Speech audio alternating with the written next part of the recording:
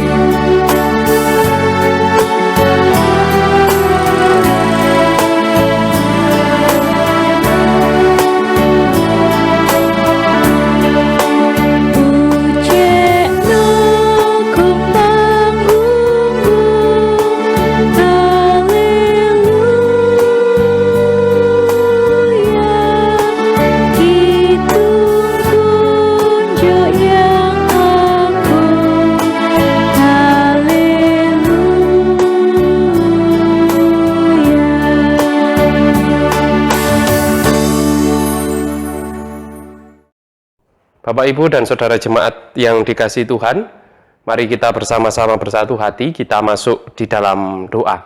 Mari kita bersama berdoa. Allah Bapa kami yang bertahta di dalam kerajaan surga yang mulia, terima kasih ya Bapa, pada kesempatan kali ini kami bisa bersama-sama berkumpul dengan keluarga kami masing-masing untuk mengadakan ibadah PA. Kami mohon Tuhan menyertai, Tuhan memberkati kami di sepanjang jalannya ibadah yang kami lakukan saat ini, mulai dari awal sampai selesai nanti. Biarkan kami hanya merasakan kasih dan penyertaan Tuhan di dalam ibadah yang kami lakukan. Ya Bapa, saat ini di dalam ibadah PA ini kami akan bersama-sama membaca dan merenungkan sebagian dari kebenaran firman Tuhan. Kami mohon Tuhan berkarya di dalam setiap hati kami masing-masing. Di dalam kami bersama-sama menggumuli firman-Mu ini, terangi hati kami, sehingga kami bisa mengerti, dan juga kami bisa melakukan apa yang menjadi kebenaran firman-Mu.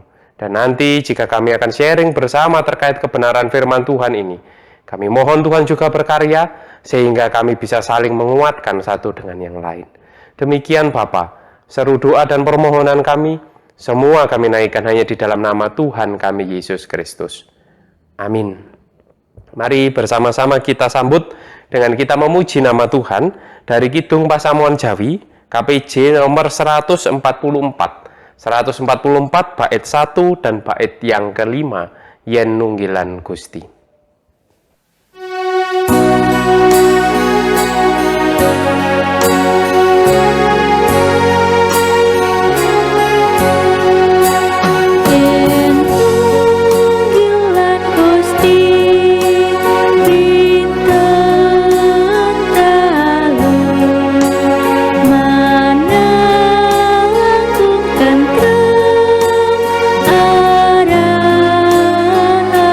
You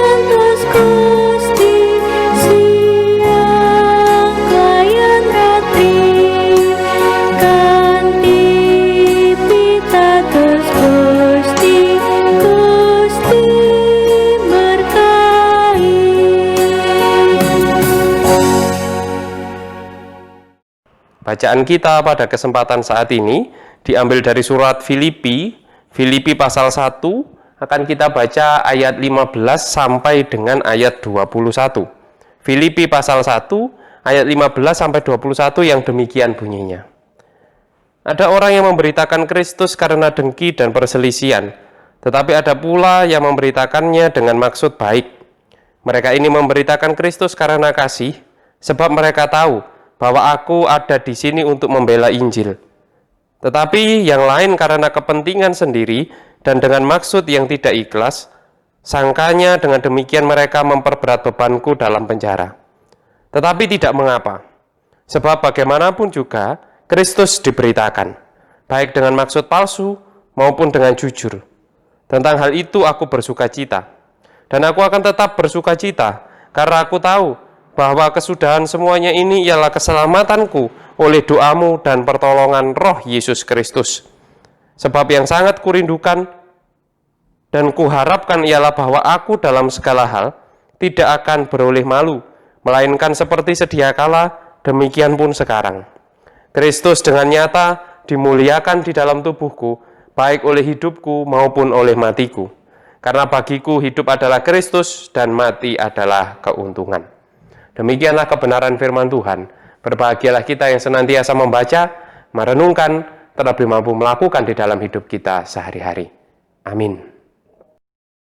Bapak, Ibu, dan Saudara jemaat yang dikasihi Tuhan, kita sebagai orang Kristen hidup di tengah-tengah negara kita, di Indonesia ini khususnya, memang kita sebagai minoritas. Tidak banyak orang Kristen dibandingkan dengan penganut agama lain. Dan itu yang juga seringkali kadang membuat orang Kristen banyak yang takut atau bahkan mungkin malu untuk mengakui, untuk menyatakan dirinya sebagai orang Kristen. Bahkan mungkin banyak orang yang malu hanya atas menyebut puji Tuhan atau shalom atau dan lain sebagainya. Karena dengan kata-kata itu memang identitas kekristenan kita pasti akan diketahui oleh orang lain. Semoga kita bukan bagian dari orang itu, orang yang malu mengakui bahwa diri kita adalah orang Kristen. Tetapi bahwasanya kalau ada yang malu mengakui diri sebagai orang Kristen itu memang nyata ada di dalam kehidupan masyarakat saat ini. Banyak mungkin malu atau takut itu karena takut mendapatkan masalah karena dirinya adalah orang Kristen. Takut mengalami tantangan atau pergumulan atau kesulitan dalam hidup karena dirinya adalah orang Kristen. Nah, inilah memang realita yang kita hadapi di dalam kehidupan kita. Sebagai minoritas, memang mungkin saja bisa terjadi bahwa kita sebagai minoritas ini akhirnya, mohon maaf, mengalami kesulitan, mengalami tantangan dan pergumulan dan seterusnya. Tetapi, apakah kemudian ini bisa menjadi alasan bagi kita untuk menjadi malu atau menjadi alasan bagi kita untuk menjadi takut, untuk menunjukkan jati diri kita, identitas kita sebagai orang Kristen? Saya rasa hal ini tidak boleh terjadi. Jangan sampai kemudian kita menjadi malu atau jangan sampai kemudian kita menjadi takut untuk menunjukkan jati diri kita sebagai orang Kristen. Nah, inilah juga yang dialami atau yang dijalani oleh Rasul Paulus dalam hidupnya. Kita tahu Rasul Paulus saat itu adalah bagian dari mayoritas. Ketika dia masih Saulus, dia adalah bagian dari mayoritas, yaitu bagian dari orang Yahudi yang kemudian menganggap para pengikut Kristus yang minoritas ini adalah orang-orang yang berdosa, adalah orang-orang yang bersalah. Tetapi kemudian setelah Paulus mengenal Yesus, dia menjadi bagian dari minoritas itu. Yang dia tahu pasti konsekuensinya. Kalau dia menjadi bagian dari pengikut Kristus, maka dia juga menjadi bagian dari orang-orang yang dianggap dalam tanda kutip berdosa atau bersalah. Tetapi apakah hal ini membuat Rasul Paulus kemudian menjadi takut? Saya rasa tidak. Kalau Rasul Paulus menjadi takut, kita tidak akan mengenal Paulus sampai hari ini. Tetapi Rasul Paulus justru menjadi pengkabar Injil yang begitu luar biasa, begitu beraninya, bahkan sampai akhirnya dia harus dipenjara karena dia mengkabarkan Injil. Dia memang mengalami banyak tantangan, dia memang mengalami banyak kesulitan, karena dia menjadi pengkabar Injil atau mengkabarkan atau bersaksi tentang Kristus di dalam kehidupannya. Nah, ini memang realita yang dihadapi oleh Rasul Paulus saat itu. Tetapi dengan segala tantangan yang ada, dengan segala cobaan yang ada, Rasul Paulus tidak menunjukkan ketakutannya. Rasul Paulus tidak gentar. Rasul Paulus tidak mundur untuk memberitakan Injil. Rasul Paulus terus maju. Kalaupun ada rasa takut, tetapi rasa takut itu tidak menguasai dirinya, tidak kemudian membuat dia menjadi malu atau menjadi takut sebagai pengikut Kristus. Nah, ini yang perlu kita gali. Kenapa dia menjadi begitu berani di dalam mengkabarkan Injil? Nah, Rasul Paulus kita dapat melihat di dalam bacaan kita saat ini, khususnya saya ingin membaca di ayat yang ke-20. Sebab yang sangat kurindukan dan kuharapkan ialah bahwa aku dalam segala hal tidak akan beroleh malu, melainkan seperti sedia kala, demikian pun sekarang. Kristus dengan nyata dimuliakan di dalam tubuhku, baik oleh hidupku maupun oleh matiku. Saya lanjutkan di ayat 21. Karena bagiku hidup adalah Kristus dan mati adalah keuntungan. Nah, perkataan Rasul Paulus ini menyiratkan bahwa Rasul Paulus menjadi berani.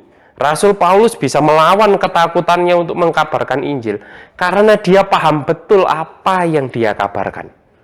Rasul Paulus memahami betul siapa itu Kristus yang tidak akan membuat dia malu pada saatnya nanti. Rasul Paulus tahu betul bahwa apa yang diberitakan ini adalah berita sukacita yang harusnya diterima dan dihayati oleh semua orang. Inilah yang membuat Rasul Paulus begitu berani di dalam mengkabarkan Injil. Tidak ada rasa ragu sekalipun, tidak ada rasa malu sedikit pun oleh yang dialami oleh Rasul Paulus di dalam memberitakan Injil, di dalam mengabarkan tentang Kristus. Karena apa? Karena Rasul Paulus tahu betul bahwa yang dia beritakan itu adalah kebaikan, adalah damai sejahtera, adalah sumber sukacita bagi banyak orang. Nah, itu yang dipahami oleh Rasul Paulus. Lalu, mari kita kembali ke dalam kehidupan kita saat ini. Apa yang kita pahami tentang Kristus? Saya rasa kita memiliki pemahaman yang sama dengan Rasul Paulus, bahwa Kristus adalah sumber damai sejahtera bagi kita, bukan hanya di bumi, tetapi juga di surga nanti. Karena hidup kita bukan hanya perkara di bumi saja. Kita hidup di dunia ini toh hanya sementara. Semua orang pasti akan mengakhiri hidupnya di dunia ini. Dan kita akan menjalani kehidupan yang lebih lama lagi di dalam kehidupan kekal kita bersama-sama dengan Tuhan di kerajaan surga. Nah, itu yang menjadi pegangan kita. Dan situasi kita sebenarnya jauh lebih menguntungkan dari situasinya Rasul Paulus. Kita di Indonesia ini meskipun kita minoritas, kebebasan kita di dalam beragama sudah dijamin oleh negara. Bahwa masing-masing orang berhak ataupun bebas memeluk agama dan kepercayaannya masing-masing dan beribadah juga menurut agama dan kepercayaannya masing-masing. Dan agama kita juga menjadi agama yang sudah diakui di negara kita di Indonesia ini. Jadi, apalagi yang membuat kita malu untuk mengakui kita sebagai orang Kristen di tengah-tengah kehidupan kita di Indonesia. Dan jika kita tidak malu, dan jika kita memang sudah yakin kita adalah umat Tuhan yang juga diakui bukan hanya di dalam kerajaan surga, tetapi juga di dalam kehidupan kita di dunia oleh para pemimpin bangsa kita, maka saatnya kita juga untuk kemudian memiliki mental atau memiliki keinginan seperti yang dimiliki oleh Rasul Paulus, yaitu bagaimana berita Injil, berita sukacita itu bisa dirasakan oleh orang lain. Ajaran-ajaran Kristus itu bisa dirasakan oleh orang lain. Saatnya kita untuk bersaksi keluar. Saatnya kita untuk menunjukkan identitas kita sebagai orang Kristen. Ajaran-ajaran Kristus yang kita miliki, saatnya itu kita tunjukkan ke dunia luar. Bukan saatnya kita untuk malu, bukan saatnya kita untuk takut. Karena jika kita kemudian memberlakukan ajaran Kristus di tengah-tengah dunia ini, kita tidak akan mendapat masalah. Justru kita akan mendapat banyak kemudahan, banyak kebaikan. Contoh, kita menerapkan ajaran kasih. Apakah kita akan dihukum karena kita mengasihi orang lain? Saya rasa tidak. Kita menerapkan ajaran Kristus tentang mengasihi orang lain seperti kita mengasihi diri kita sendiri. Apakah kita akan mendapatkan masalah dengan itu? Saya rasa justru tidak. Justru akan banyak orang mengalami sukacita, mengalami kebahagiaan karena kita. Karena keberadaan kita. Nah, saatnya bagi kita untuk menunjukkan itu semua. Dan marilah di dalam keluarga kita nanti kita bisa sharing bersama terkait pertanyaan, yaitu apa yang dapat kita lakukan untuk bersaksi tentang ajaran Kristus di tengah-tengah dunia. Saya ulangi, apa yang dapat kita lakukan untuk bersaksi tentang ajaran Kristus di tengah-tengah dunia ini.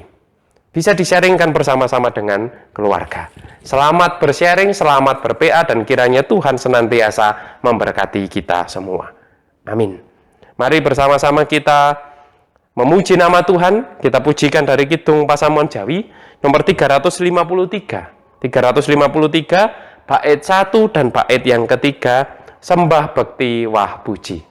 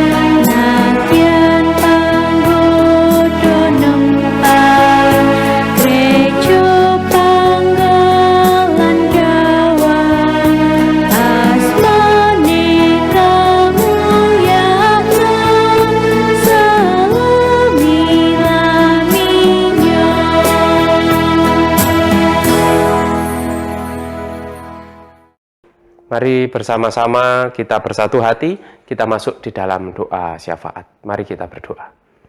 Bapa kami yang di surga, kami mengucap syukur pada kesempatan saat ini. Kami sudah bisa membangun ibadah bersama-sama dengan keluarga kami. Kami bisa memuji memuliakan nama-Mu. Kami juga sudah merenungkan kebenaran firman-Mu. Ajarilah kami untuk senantiasa setia kepada Engkau ya Bapa, merasakan kasih dan penyertaan Tuhan yang luar biasa di dalam kehidupan kami. Dan itulah yang saat ini kami harapkan. Kiranya kasih dan penyertaan Tuhan yang nyata dan terjadi di dalam kehidupan saudara-saudara kami yang mungkin sedang menderita sakit. Apapun sakit penyakitnya.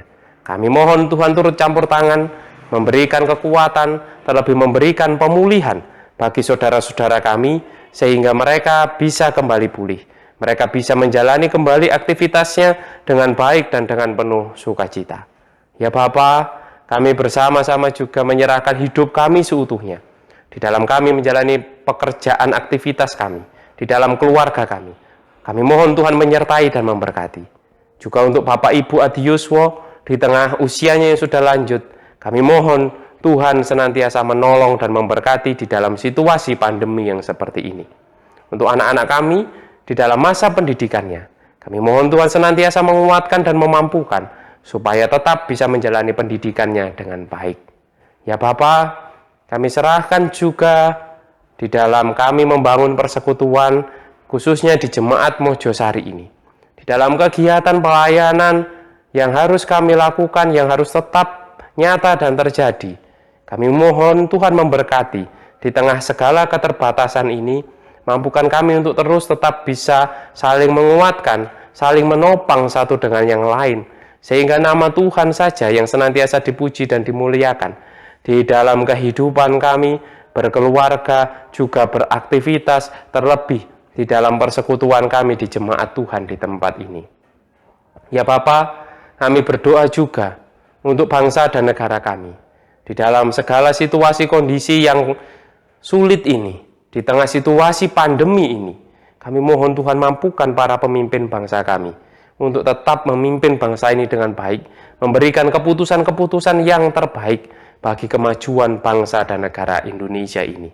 Para tenaga medis, aparat TNI Polri, para relawan yang juga berusaha dengan luar biasa.